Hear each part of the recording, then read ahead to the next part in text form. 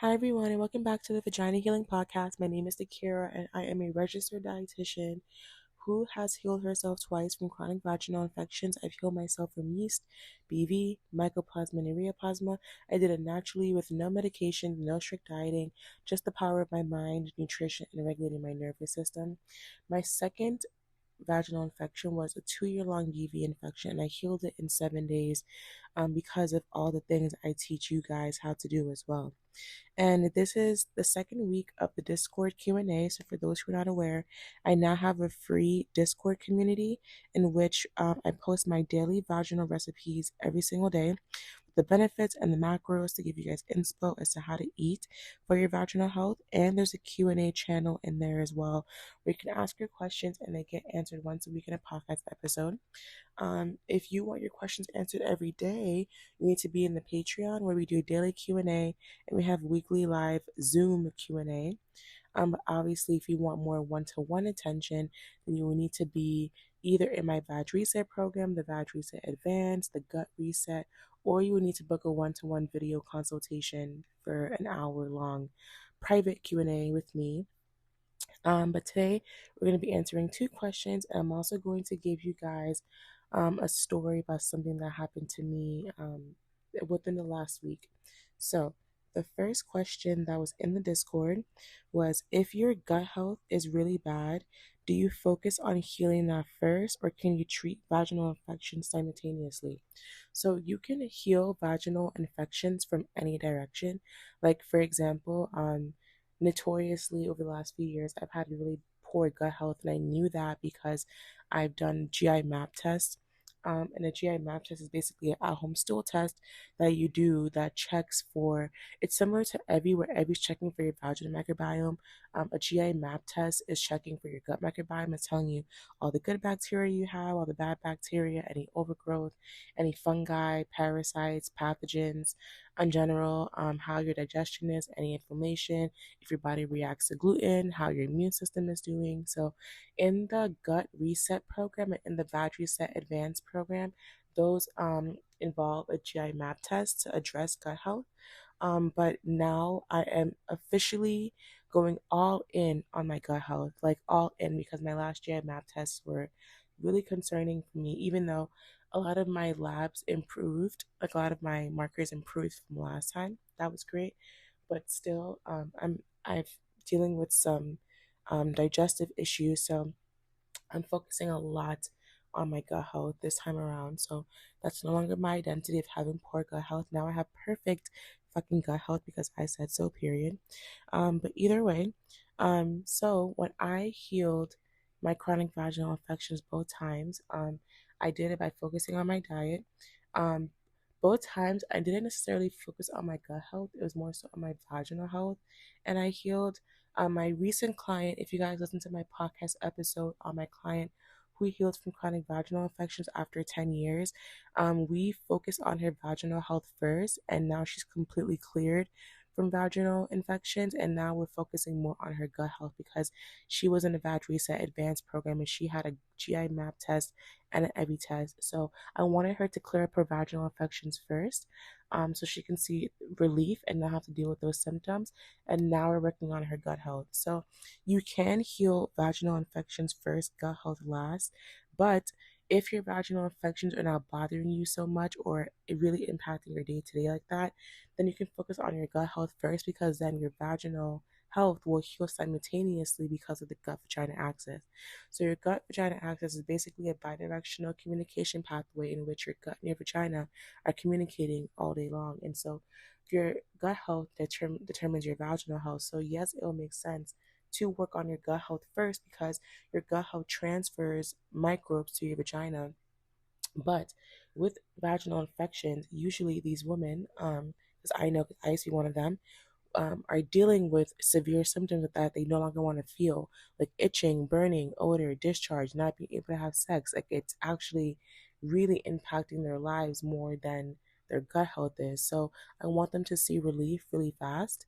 And so I like to focus on vaginal health first, gut health after, but you can go from whichever direction you want. So if your gut health is really bad and that's impacting how you feel, like you're really bloated, you're really bad smelly gas, you're embarrassed because of the gas, your stools are not great, if you're having really, really, really bad gut health symptoms and it's really impacting your day to day, I would focus on your gut health first, and then the vaginal health will follow. But if your gut health is not really bothering you like that, but your vaginal symptoms are really, really bothering you, I would start with vaginal health first, and then you can do your gut health after. Or if both are really, really, really impacting you, you can work on both at the same time. So anything is possible when it comes to healing your body. What's most important is your identity around healing and around your health. So I think it was my last episode where I talked about what is your identity with your vagina. That you should really listen to that episode, and that can apply to anything in your life, not just your vaginal health, but like your gut health, your skin health, whatever health issues you have in your body. um, that episode can apply to that. So um, you can do both at the same time. And what I recommend for this client is to join the Vag Reset Advance, because it comes with a GI map test and an EVI test, so you don't have to pay for it out of pocket. And we work on both at the same time. Or if you want to do things separately, you have the gut reset and then you have the Vag Reset. But either way, your gut health is the foundation of your overall health. So I hope that that answers that question really well. Maybe I'll do an episode on specifically gut health, but that's like a really in-depth topic that can have a lot to talk about. So yeah, gut health is really, really, really expansive. So yeah, so that's my answer for this. Second question. Someone commented on my TikTok, but I thought it was a really good question, so I wanted to answer it on the podcast episode. She said, "How do we deal with the yeast infection that keeps coming back before our period, though? I saw some videos you made, but how do we soothe ourselves while actively still trying to be consistent with probiotics and better eating habits? What if we don't want to take diflucan because we know it will just probably come back before the next period? Would herbs be good for this, for like a more acute situation?" So, the first question, how do we deal with a yeast infection that keeps coming back before our period? So, if you're dealing with a yeast infection that keeps coming back before your period, number one, listen to my identity episode I just released on how your identity and how what you're expecting is keeping you stuck in a cycle of chronic vaginal infections due to the brain performing confirmation bias. So, if you expect to get a vaginal infection at a certain time of the month and you keep assuming that, it's going to keep happening because your subconscious mind's job is to perform confirmation bias. Your subconscious mind controls your bodily functions. So it doesn't care if something is positive or negative. If you keep repeating it, you keep assuming it, and you keep expecting it, it's going to play out in your reality, in your body, because your subconscious mind controls your bodily actions. So I would listen to that podcast episode. I would also maybe prioritize an intravaginal probiotic suppository the week before your period to help with this, because the week before your period, your hormones drop to its lowest. Um, and with that, estrogen impacts your lactobacillus levels. So if your estrogen is dropping too low, this can severely impact your lactobacillus levels and cause an easy yeast infection to occur. So I would prioritize an intravaginal probiotic suppository once a month, the week before your period. And this is not medical advice, by the way. This is general education for everybody. And the week before your period, I would prioritize a lot of prebiotic-rich foods to help with the probiotic growth in your gut. And I would also stop assuming that you get a yeast infection before your period. Tell yourself that you no longer get yeast infections, that your vaginal microbiome is balanced all throughout the month, and keep training your brain to believe that so that your brain can perform confirmation bias on that. But that is better explained in the last podcast episode. So that's number one. Number two, how do we soothe ourselves while actively trying to be consistent with probiotics and better eating habits? So you have to practice nervous system regulation, because your nervous system plays the biggest role not just in your cortisol levels, but also in your blood sugar. And your cortisol and your blood sugar are connected. So when one is high, the other is high. If your cortisol is constantly high, then most likely your blood sugar is always going to be constantly high. And that in itself can lead to increased risk for chronic vaginal infections. High cortisol also decreases blood flow to the vaginal microbiome because it puts your body in fight or flight mode, and your body prioritizes what it deems as the essential organs when you're in fight or flight mode. So it prioritizes blood flow to like the brain and the heart, and it decreases blood flow to the vaginal tissues, which can also cause chronic vaginal infections as well. Cortisol can also deplete your minerals. If your cortisol levels are high, like high stress, it can deplete your minerals, and mineral deficiencies can contribute to chronic vaginal infections. High cortisol can also cause vaginal dryness, which can also contribute to chronic vaginal infections. High cortisol can also deplete your gut bacteria, which can contribute to chronic vaginal infections. So, when you're chronically stressed, you need to regulate your nervous system. In my 5 week microbiome intensive course, we have a whole entire week in which we focus on the nervous system and how to regulate it. So for this person, I would purchase that course. Or in my 30-day Vagina ebook, I have a whole section on nervous system regulation as well. So I would either purchase the ebook or the course. The course might be better. It's a live course where I'm actually talking about this. So I probably purchased the course to learn more about it. Otherwise, I do have a video on my YouTube channel about the nervous system and how it impacts vaginal health. I have a podcast episode on how your cortisol levels can be contributing to your chronic vaginal infections. So there's many different ways to learn as to how to regulate your nervous system from what I have on my channel so far. But you basically want to soothe yourself by having a daily nervous system regulation routine and a daily mindset routine. For the mindset routine, I would focus heavily on what's called robotic affirming.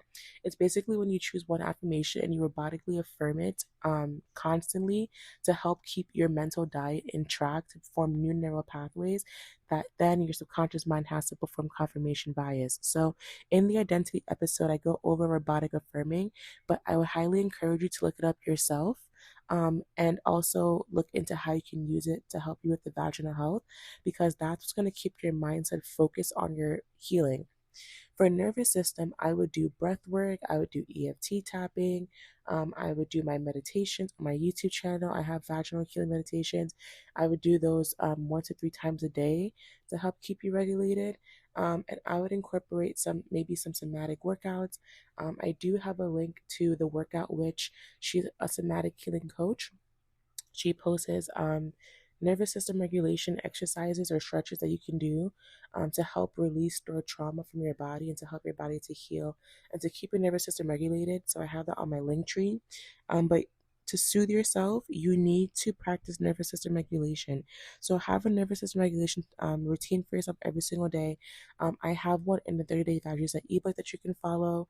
You can also, again, it can be in the course as well to help you learn how to develop one. But you have to regulate your nervous system, because if you don't regulate your nervous system, you're going to be triggered. Even when you are healed, you're going to still be getting triggered because you're always going to be living in fight or flight mode, because you're always going to be scared of a reoccurrence of the vaginal infections. And what's the point of healing your vaginal infections if you're still going to be scared when you're healed from getting another one again? So you need to regulate your nervous system, and that's going to help you to be consistent with the probiotics and better eating habits.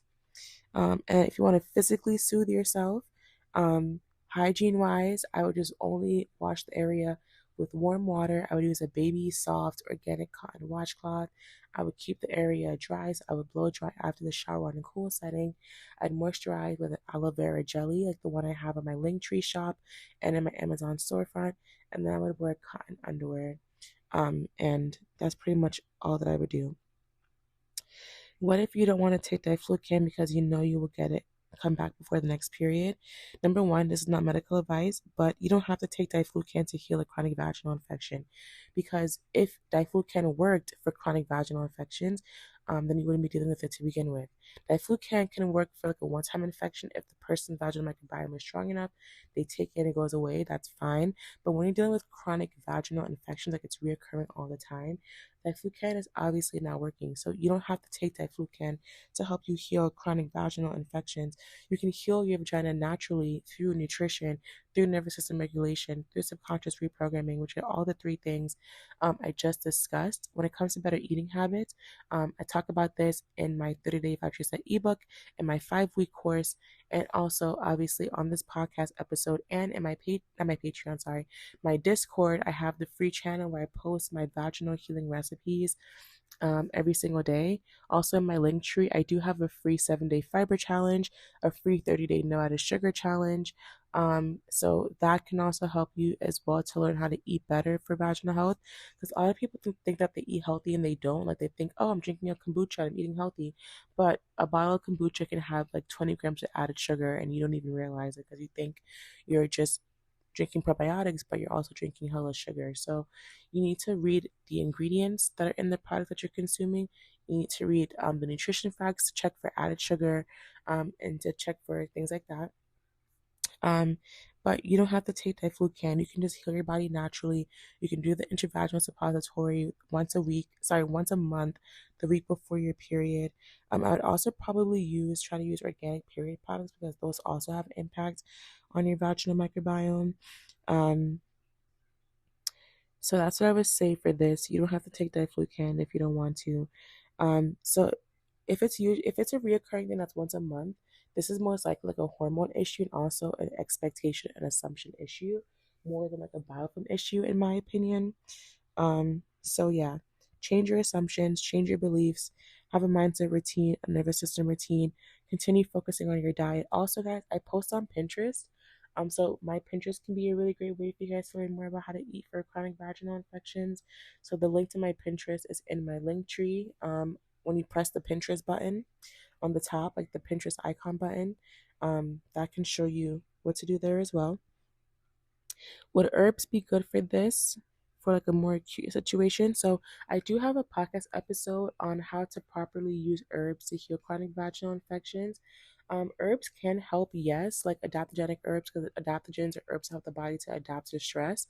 So taking adaptogens long term can help regulate your HPA axis, which is basically your body's stress response, and it can help to regulate your nervous system, which can help to change how you react to what's going on in your life. And also it decreases your reactivity, like how anxious you are or how reactive you are.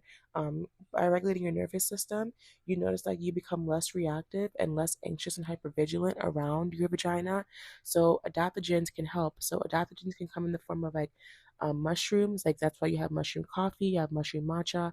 On my Amazon storefront, I do have the mushroom blends I use, like the own brand. um so adaptogens, so herbs can help for this, or like adaptogenic herbs for like your womb, like shatavari root, maca root. When taken consistently, these two herbs specifically can help to keep your hormones balanced. Everyone's body is different, so again, this is just not medical advice. This is just, I'm getting myself in trouble. This is just general education. It's not medical advice. So, for example, I take maca and shatavari root every single day. So maca works as a hormonal adaptogen and endocrine modulator, so it supports energy metabolism. It balances your estrogen and progesterone signaling. So, like I said, before your period, your estrogen drops significantly, and so maca can help for it to not drop so low. If you take it consistently, like a quarter teaspoon every single day, like a yogurt or something. Maca can also reduce menstrual symptoms. It's also good for iron-related fatigue, and also maca is a natural aphrodisiac, so it can help to boost your libido. If you're interested in that. Then when it comes to shatavari root, so shatavari root in Ayurvedic medicine is known as the queen of herbs for female hormonal health because it's a deeply nourishing herb. So it's a highly demulcent, so it's really moistening to the vaginal tissues and for tissues in general. So it can be really soothing if your digestive tract is irritated from low stomach acid or enzyme deficiencies. Shatavari root specifically targets the female reproductive system to balance heavy flow and reduce the spasmodic pain of inflammatory periods. So when your periods are causing chronic what's it called, like really bad period symptoms, shatavari root can help to balance out the heavy flow and reduce the spasmodic pain. And shatavari root basically can be used for any a female reproductive issue because it's known as she who possesses 100 husbands, which it reflects its traditional use as a female reproductive tonic. But its applications extend far beyond reproductive health. So these are just my notes. It supports hormonal equilibrium, immune function, and digestive resilience, especially during life transitions such as puberty, pregnancy, and menopause.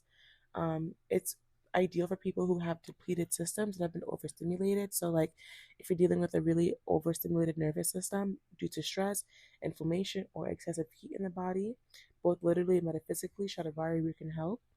Um, it's also really high in antioxidants and phytoestrogens that can help to modulate hormonal balance in the body and reduce oxidative stress. It supports, again, reproductive hormonal balance. Female tissues can help to reduce menstrual inflammation and support mucosal tissue health. And it's often used in Ayurvedic medicine to support your cycle and promote hormonal balance. So, to my knowledge, shatavari root should not be taken on your period, only on when you're not on your period. So, like, or actually, no, sorry. I think in my no, sorry, that was an accident. In my notes, I do have on periods ovulation is when you should take it, but you can do a quarter teaspoon of this a day in your yogurt. I put a quarter teaspoon of shatavari and maca root in my yogurt every single day. So herbs can help for a situation like this as well. So it can be a combination of all the things: herbs, your mindset routine, your nervous system regulation routine, um, what you expect, what you assume, your diet, your lifestyle. You can also consider an herb like chas tree berry to help with regulating your hormones. Um, and also adaptogens that specifically focus on stress, such as holy basil and maca root. So, holy basil is great for the luteal phase because it can help. It's anti-inflammatory, it's antimicrobial. It can help to calm down systemic inflammation that can cause recurring vaginal infections. It helps to regulate the HPA active, which is your stress response, without it being overly sedating. It can help for the stress hormone inflammation loop. It can regulate your cortisol, support blood sugar balance. So I drink holy basil every single day. I have the actual herb, and also I have a supplement that I take as like my own natural anxiety medication. It's called Theanine Serene. It's in my Amazon storefront. This is the best anxiety supplement I've ever taken in my whole entire fucking life. Like that shit works so fast. As soon as I take it, I literally feel so zen. That can also be my assumption as well, but I discovered this supplement when I was in my master's program and I was studying for my exam and I was in a bad relationship at the time and my anxiety was so bad that I was having constant diarrhea and stomach aches. And so I went to a Whole Food store and I asked him what can I do for the anxiety, and he gave me this, and y'all, the first time I took it, my anxiety induced stomach ache cleared up within 8 minutes. Like that shit works so well. So since I was dealing with bad anxiety this year again, I was considering going back on medications, but I was like, no, no, no, I'm just gonna do it naturally. So I got the supplement, I do it every day, and I take extra magnesium glycinate every day, and I feel so much better now. So that supplement I have in my Amazon storefront, it is amazing. The pills are pretty big, but it works so well. The only thing is that with this, you have to be mindful of taking it if you're on any anxiety or depression medication, because then it can cause serotonin syndrome, which is also fatal. So be careful with that. But otherwise, that's also helpful as well. So I hope that this answered this person's question. That's pretty much what I have for both of those questions. And I wanted to share something personal that happened to me recently. So, I just did all of my annual blood work for everything. So the GYN appointment, my pap smear, also like my blood work at the doctor's office. GYN, everything came back perfect. My pap smear came back perfect. My blood work came back perfect. Everything came back perfect because, again, y'all, I heal myself naturally. So if that can happen to me after dealing with chronic vaginal infections twice in my life, at a point when I saw no end to them, then it's going to also happen for you as well. But my blood work at the doctor's, my A1C, which is my blood lab marker that checks for your blood sugar over the course of 3 months, came back really elevated. And it shook me because I was like, holy fuck, how is my A1C a 6? Like, that's insane. And I was scared because I didn't understand how that could have happened. My first thought was it's probably the stress I was dealing with over the last few months. Um, Combined with my history in the past, not now, of insulin resistance and PCOS. And so I was so scared. I went back on inositol and berberine, and I changed up my diet because my diet wasn't crazy. I just reduced my carbs a little bit and changed how I was eating. But then when I had my follow up with my doctor, she told me my A1C was falsely elevated. And guys, even before that, I spoke with my manifestation mentor, and she basically told me to step into the state in which my body is healthy and that disease cannot exist in my body if I choose not to believe in that. And that because I come from God and so God is perfection, how can my body also be dealing with chronic illnesses and diseases? Um, and just imbalances of my body is perfection. If I choose to believe that, then it has to be my reality. If I choose to believe that disease or imbalances or things like that can exist in my body, then it can. And so she told me to step into the state in which I am healthy. And she told me to basically use a manifestation technique called revision, and basically in which you kind of revise that never happened, and also visualize myself having really healthy lab work and good results. And so that night, I was talking to myself as I was falling asleep, and I was like, I'm perfectly healthy. My body cannot be out of balance. That lab result was false. It was not real. Um, it was a mistake. And I visualized myself having perfect lab results. I visualized myself, my body being in perfect balance. And I kept talking to myself, saying my body's perfectly healthy, my blood sugar is healthy, everything about me is perfect. And I also listened to a health confidence, a health anxiety sleep tape that night. And then literally the next day, I had my appointment, and she told me that my fucking A1C was a false positive. I've never heard that in my life. I never even knew that was possible to have a falsely positive high A1C. And she told me it was falsely positive because my iron levels were really low again. And I had a feeling that my iron was low because I started feeling the symptoms of iron deficiency anemia again. And so I started taking my iron pills again.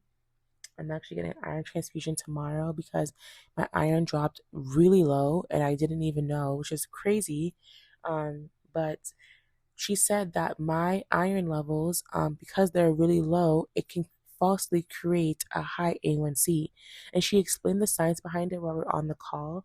But I had to look it up myself because I had to really understand how that happened. So I'm gonna read to you guys the explanation because it makes sense.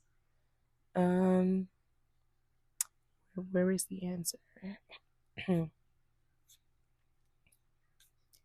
just looking.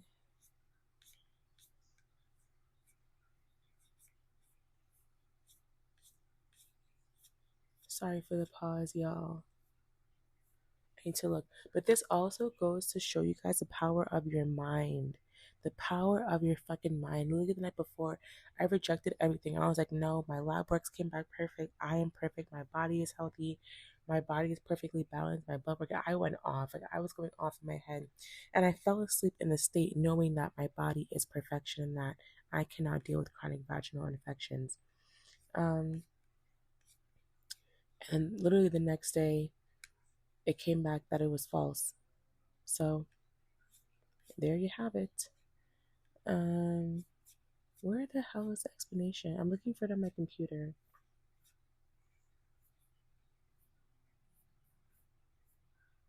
Oh, I think I found it actually. Okay, so why low iron makes your A1C look falsely high? So the standard A1C test doesn't measure your minute by minute blood glucose. Like I told you guys, it measures the percentage of hemoglobin in your red blood cells that has glucose attached to it over the course of 3 months. So severe anemia creates that artificial spike because number one, your red blood cell lifespan. Normally, red blood cells live for about 120 days, but iron deficiency slows down the cell turnover. So when your iron levels are severely low, your bone marrow cannot produce new red blood cells at a normal pace. And because new cell production slows down, your existing red blood cells stay in circulation much longer than usual, And so, because these older red blood cells are floating around in your bloodstream for extra weeks, they have significantly more time to gather and bind to glucose, even if your actual blood sugar daily is completely normal. And so, the result is that your lab counts a higher percentage of glycated old cells, giving you a falsely elevated A1C number that doesn't accurately reflect your true average blood sugar. So once my iron stores, like my ferritin and my hemoglobin, are rebuilt and my body starts producing fresh, healthy red blood cells on a normal timeline, the false elevation will clear up. So, guys, I, even as a dietitian, I never knew there was a correlation between your blood sugar and your iron levels. So for me, that was really eye opening, and I had to come and share with you guys in case anyone else is dealing with something similar. But with iron deficiency anemia, when it's severe, relying on fasting glucose, post meal glucose checks. Oh, sorry, no, sorry, I'm reading this wrong. Relying on your A1C is not accurate. But in the meantime, relying on fasting glucose, post meal glucose checks, or continuous monitoring, like a CGM, gives you the real accurate picture of your blood sugar. And as my gut continues to heal, my iron levels will continue to increase, because when you have really poor gut health and really bad inflammation in your gut, it can cause iron deficiency anemia, because it when you have really bad gut inflammation, it increases a compound called hepcidin, which then blocks iron absorption in the gut. And so your body physically cannot absorb the iron that you're getting from your diet and your supplements if your gut is poorly inflamed. So your iron is being blocked in your gut if it's really, really, really inflamed. And my gut, based on my GI map test, is extremely inflamed. So I'm already doing my own gut healing protocol there. When that clears up, I'm going to speak more about it. Um, and I know mine is exacerbated from stress. But guys, if your gut is inflamed, that can be why you're chronically anemic. There's a whole bunch of other reasons as to why your body may also not be absorbing iron as well. So gut health is essential for iron deficiency anemia, so that your gut can actually absorb the iron and so that your iron stores can actually get up. So for me, I know that once I get my gut health under control, um, my body will start to heal and absorb the iron, and my iron levels will naturally rise. But in the meantime, I do have to get an iron infusion, and also take iron supplements as well. But I just wanted to come on here and share that with you guys. I hope this episode gave you guys a lot of thorough, helpful information, and that you guys apply it to your day to day life. If this episode has helped you in any way, please leave a rate and a review down below. If you want to work with me, the link to work with me is down below as well. You can join any of my programs, purchase my course, any of my ebooks. I'm going to check out all of my resources as well. You can also use the Pum Pum Lab panel to get to the root cause of your chronic vaginal infections as well. So yeah, that's pretty much it for today's episode. And I will see you guys all for the next episode. Bye everyone.